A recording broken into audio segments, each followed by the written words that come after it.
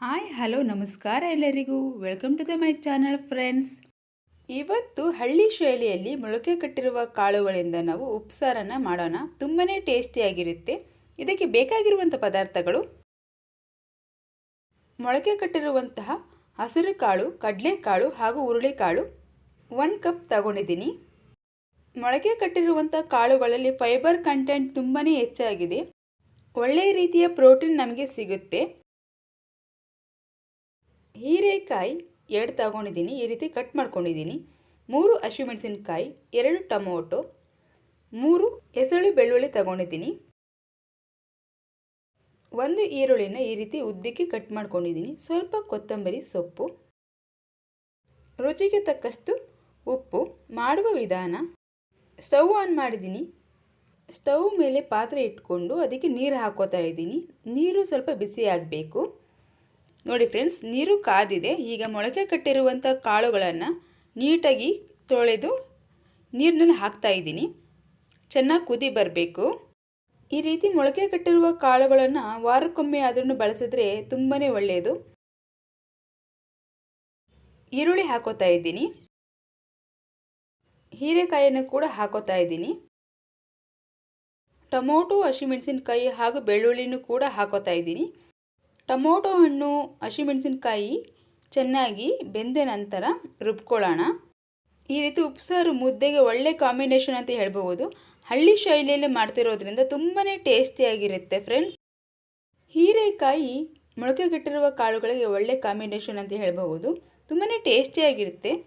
ಈ ರೀತಿಯಾಗಿ ತರಕಾರಿ ಹಾಗೂ ಮೊಳಕೆ ಕಟ್ಟಿರುವ ಕಾಳುಗಳನ್ನು ತಿಂತಾ ಬಂದರೆ ಆರೋಗ್ಯ ತುಂಬಾ ಸುಧಾರಿಸುತ್ತೆ. ಕಾಳೆಲ್ಲ ಬೆಂದಿದೆ.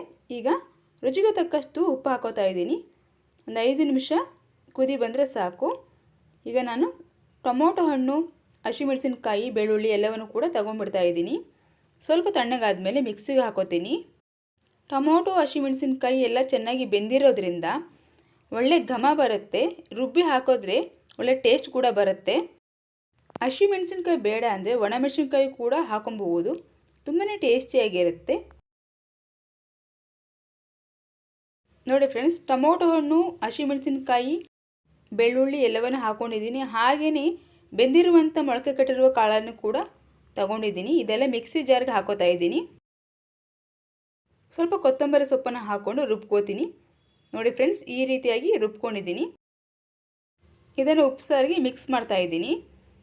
ಜಸ್ಟ್ 1 ಕುದಿ ಬಂದರೆ ಸಾಕು. ಟೊಮೊಟೊ ಹಣ್ಣು ಬೆಂದಿರೋದ್ರಿಂದ ಚೆನ್ನಾಗಿ ಮಿಕ್ಸ್ ಆದರೆ ಟೇಸ್ಟ್ ತುಂಬಾ ಚೆನ್ನಾಗಿದೆ. ಒಳ್ಳೆ ಘಮ ಕೂಡ ಬರ್ತಾ ಇದೆ. ಬಹಳ ಬೇಗ ಆಗುತ್ತೆ. ತುಂಬ ರುಚಿಕರವಾಗಿರುತ್ತೆ. ಮುದ್ದೆಗೆ ಒಳ್ಳೆ ಕಾಂಬಿನೇಷನ್ ಅಂತ ಹೇಳ್ಬಹುದು ಫ್ರೆಂಡ್ಸ್.